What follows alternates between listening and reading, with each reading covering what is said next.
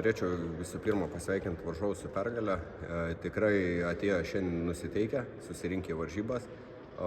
Kibiai gynėsi, tas išmušė iš vėžių, šiek tiek mane išmušė iš vėžių.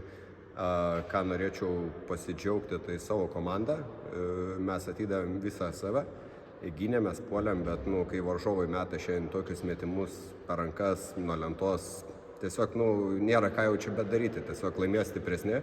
Tikimės, kad davėm gerą kovą, gerą pamoką. Ačiū vyram labai už gerą partiją, ačiū teisėjam už darbą. Susitiksim kitose varžybose. Smagu, kad laimėjom, kaip su komanda kalbėjom, nutraukėm tą pralaimėjimų liūną.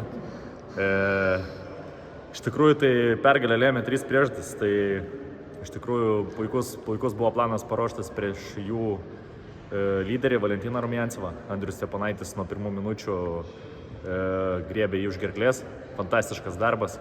Prieš rungtynes buvom sustarę, kad spausti per visą aikštelę, nes jisai praktiškai 95% laiko kamuolį, per jį sukasi visas žaidimas, tritaškiai, pick and rollas, perdavimai. Pagrindinis tikslas buvo išjungti jų lyderį, mums pavyko tai padaryti.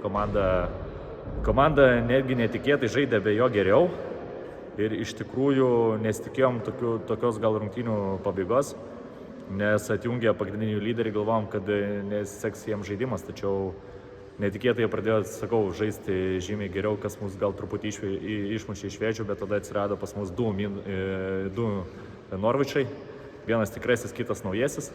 Tai Karolis Opulskis tiesiog 3 fantastiškus metimus pataikė, patraukė mus į priekį, taip pat ir Mindaugas Narušas pirmai pusėje fantastiškai žaidė. Tai smagu turėti komandai tiesiog elitinį gynėją Andrių Steponaitį ir 2 Norvičus. Tai varžovams sėkmės.